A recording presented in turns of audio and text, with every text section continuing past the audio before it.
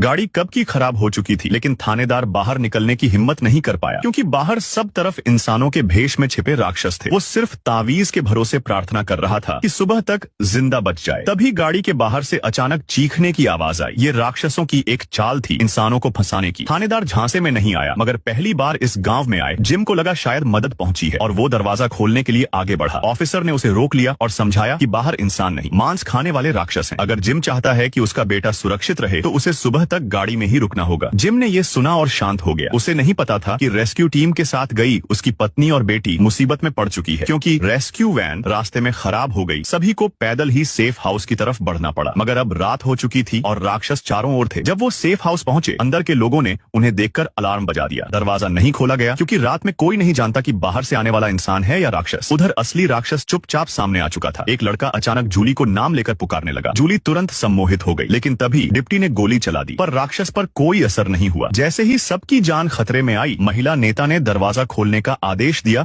और उनकी जान बची। मगर अंदर आते ही माँ बेटी को बांध दिया गया क्योंकि हर नए आने वाले के साथ ऐसा ही होता है, जिससे कोई राक्षस उनके बीच न घुस सके। फिर दोनों को अलग अलग करके रखा गया। महिला नेता ने समझाया कि यहाँ हर कोई किसी हादसे में फंसा है और किस्मत से वे अब तक जिंदा हैं। कई लोग रात में यहाँ पहुंचे और बिना कुछ समझे ही राक्षसों का शिकार हो गए। मगर उस औरत की चिंता खुद के लिए नहीं, बल्कि अब भी वैन में फंसे पति और बेटे के लिए थी। उधर गाड़ी के बाहर की आवाजें अब भी जारी थीं। राक्षस गाड़ी की छत तक पहुंच गए थे। अफसर ने सबको समझाया कि जब तक तावीज है वे अंदर नहीं आ सकते। डर मत फैलाओ, शांत रहो। धीरे धीरे बाहर शांति छा गई, मगर आधी रात को जिम उठकर तावीज हटाने लगा। डॉक्टर ने देखा और रोकने की कोशिश की, पर तब तक देर हो चुकी थी। लेकिन ये सब एक बुरा सपना था। रात सकुशल बीत गई और सुबह रेस्क्यू टीम आ पहुंची। सब ठीक देखकर सभी ने राहत की सांस ली। अब नए लोगों को दो विकल्प दिए गए, या तो सेफ हाउस में रहें जहां सब साथ रहते हैं, या कस्बे के मकानों में। कस्बे में रहने के लिए हर शाम तावीज चेक करना होता है और जिनके पास बच्चे हैं उन्हें खिड़कियां बंद करनी पड़ती हैं क्योंकि राक्षस अक्सर बच्चों को बहका देते हैं। यहाँ सज्जा का भी नियम है। अगर किसी की वजह से कोई मारा गया तो उसे एक रात बिना तावीज के लोहे की कोठरी में रहना होगा, जो कि लगभग मौत का मतलब है। महिला ने पूछा, ये सजा पहले भी दी गई है क्या? पादरी ने कहा, आज पहली बार दी जाएगी। अब जिम के परिवार को रहने की जगह चुननी थी। सबको लगा चारों साथ रहेंगे, लेकिन बेटी ने अकेले सेफ हाउस चुना। शायद उसे लगा माँ बाप सिर्फ छोटे भाई से प्यार करते हैं, इसलिए उसने जिद पकड़ ली। माँ बाप ने बेटी को मनाने की कोशिश की, लेकिन अफसर ने बताया अब देर हो चुकी है, सबको अपने ठिकानों पर लौटना होगा। तसल्ली देने के लिए अफसर ने कहा कि उसका बेटा भी वहीं है और वो उसकी देखभाल करेगा। पादरी के निर्देश पर सभी चले गए और अब आई सज्जा की रात। एक आदमी जिसके वजह से उसकी पत्नी और बेटी की जान चली गई थी, उसे लोहे की कोठरी में बंद किया गया। अफसर ने 2 ताले और लगा दिए और दुआ की कि वो रात बच जाए, मगर दरवाजा बंद होते ही उसकी किस्मत भी तय हो गई। ये रात उसकी आखिरी साबित होने वाली थी।